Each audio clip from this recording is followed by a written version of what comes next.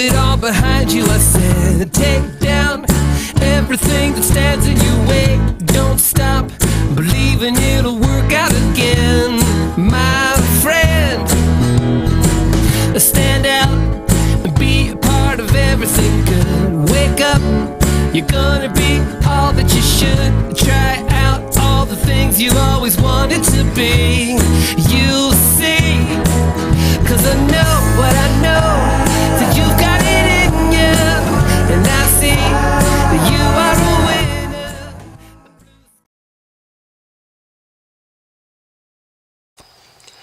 Hello. Well, okay. I have this long statement that I'm going to read at my mediation. I have my mediation on Monday, this coming Monday, the 27th, with my former employer. And I'll have to sign a paper that says, that agrees to confidentiality. It has to remain confidential what happens at the mediation, or what the results of the mediation are. Cat toy in the background if you're hearing that noise. So I can't read to you my statement that I wrote, because I'm going to have to start the mediation off with a statement. Well, my statement is 5 pages long, but it says everything I wanted to say. And so I can't, unfortunately, read it. I'm sure that would probably be the easiest thing. But I just want to make a video about anxiety and anxiety attacks and having behavior or conduct at work related to anxiety or related to a mental illness. Should a person be fired for having an illness, for having symptoms of an illness at work? You know, if you were an epileptic and you had a seizure at work, would you be fired for it? Would you be told, don't do that again or else? Don't have another seizure. You know, we're going to put you on a warning now, and if you have another seizure, you know, would that happen if you had epilepsy? Would you if you had Tourette syndrome? Okay, Tourette syndrome causes profound tics all over your body. It's beyond what you can control. And if you ever meet somebody with Tourette, they vocalize a lot. It's not always words. It's a lot of times it's just noises that they say, that they make over and over. But sometimes they say words or swear. They'll swear. That's Tourette syndrome. The swearing isn't something they can control. It's a tic. It's an involuntary tic. When people hear the phrase Tourette syndrome, they know that that's a medical condition that people can't help. And so somebody at work who has Tourette syndrome, and everybody knows they have Tourette syndrome, and they start swearing involuntarily because of their illness, would they be talked to? Would they be threatened? Would they be warned? Would they be put on warning for their conduct? Would they be at risk of losing their job because of the conduct that would be called insubordination, that they can't control, but it's still called insubordination? What if they have to educate their employer and say, look, I have Tourette syndrome. I can't help it. Read about it, please.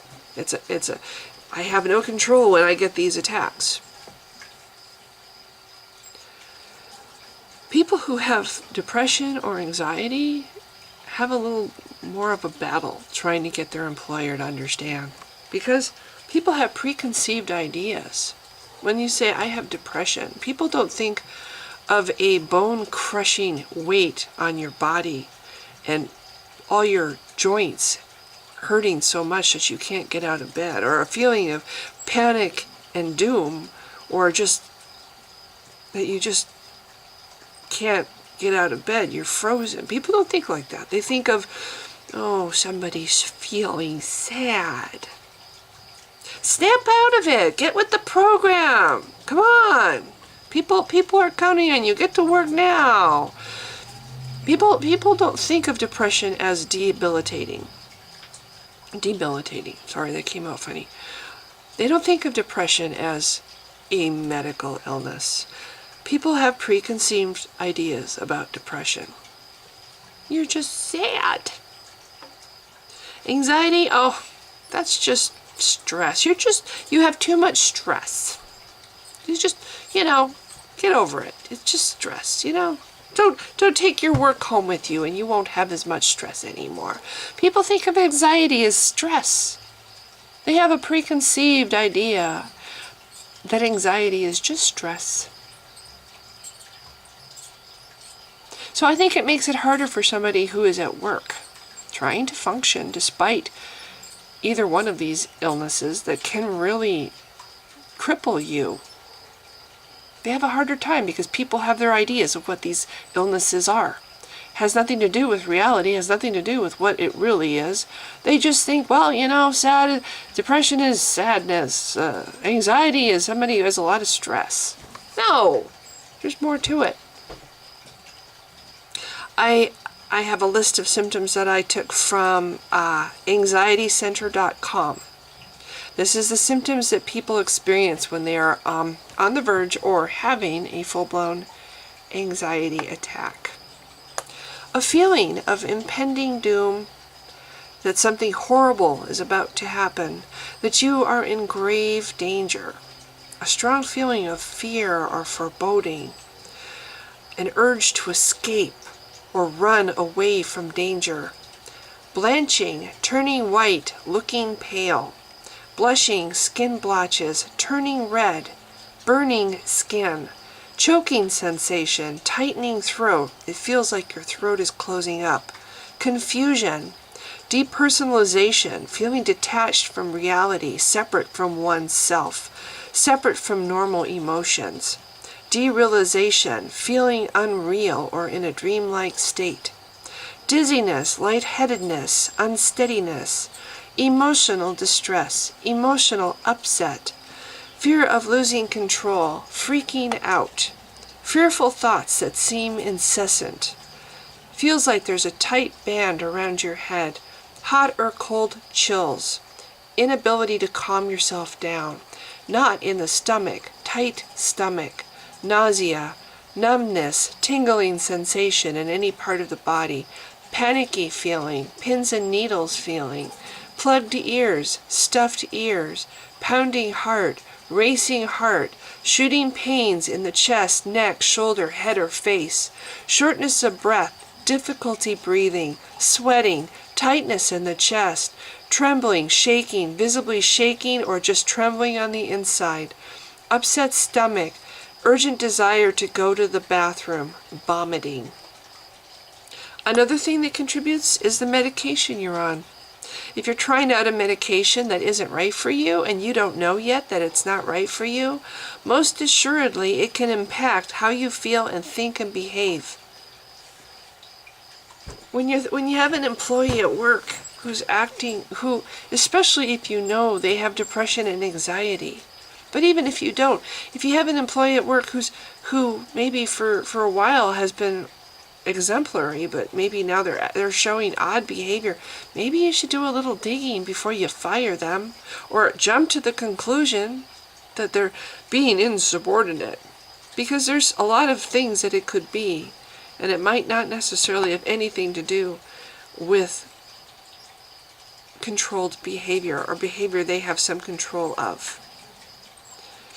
So anyway, I have my mediation on Monday. It's very scary.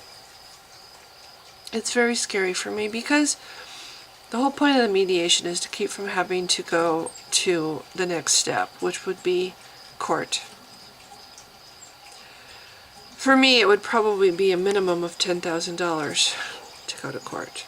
I do have $10,000. That would be what's left of my retirement. But I really would rather not do that. For the employer, there's a big hit for them. Besides the financial hit, they're under investigation, and the work environment is invaded by the EEOC. They go in and they basically interview people, and they look at records, and it's not a good thing for the employer either. And then if the employee wins, if it goes to court and the employee wins, then the employer ends up paying the employee's court fees too, usually. So yeah, it's just, mediation is better for both sides, but the point of it is coming to a compromise, a settlement. One that that is satisfactory for both sides. It's not about figuring out which party is guilty. It's not about, attacking each other. It's about trying to reach an understanding. So that's what I'm doing on Monday. It's going to be a whole day affair. And honestly, quite scared. But I'm trying to be hopeful. I'm trying to be hopeful about the whole thing. So anyway, I guess that's it. I just wanted to make a little video about the fact that other things could be going on below the surface, and employers, I feel that employers would save themselves a great deal of hassle if they thoroughly looked into their employee situation before jumping to conclusions. And if the employee, when they do jump to conclusions, if the employee says, well, hey, you know what? I just had my medication changed. I didn't realize I was doing this, or I was coming across that way, or if they say, hey, I'm actually dealing with this illness, I'm battling an illness and I'm in treatment for it.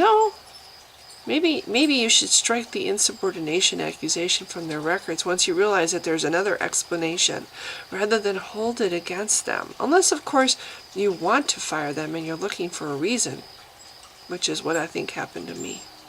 So anyway, I guess that's it. I don't want to keep talking and belaboring the point. I just hope that it goes well for me on Monday. It's been a long ordeal, and I'd love to have it over. I'd love to have my financial situation so it isn't the way it is right now. I'd love to have a job, honestly. That's what I'm hoping this will result in. Reinstatement of my employment. Maybe not in the same department, maybe not for the same people, but I'd like to have my job back because there really isn't anything out there. There's a new trend in the workforce that wasn't there 11 years ago. Because there's so many young unemployed people, they can pick and choose. They can hire entry level. They can fire people for whatever reason they want to, who are older, who are used to making more money. They can fire those people, come up with reasons, and replace them and save money by hiring entry level younger people who don't care. They just want a job because there's no jobs out there. So people are desperate. They'll take anything. They'll work for free. Well, maybe not free, but the point is, the salaries that they're offering now are like what they were in 1995. Cost of living hasn't gone down, but the salaries sure have. Good luck finding anything that pays remotely what you can survive on. Nobody can exist on one job anymore.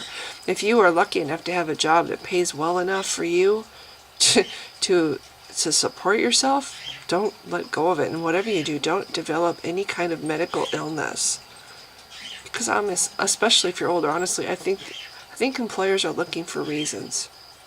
They want to replace you with temp jobs or part-time jobs, anything so that they don't have to pay insurance or pay what you're making, because they don't have to. There's hundreds of people waiting in the wings, waiting for a job, and they'll take your job, and they'll take your job, do the same amount of work for less pay.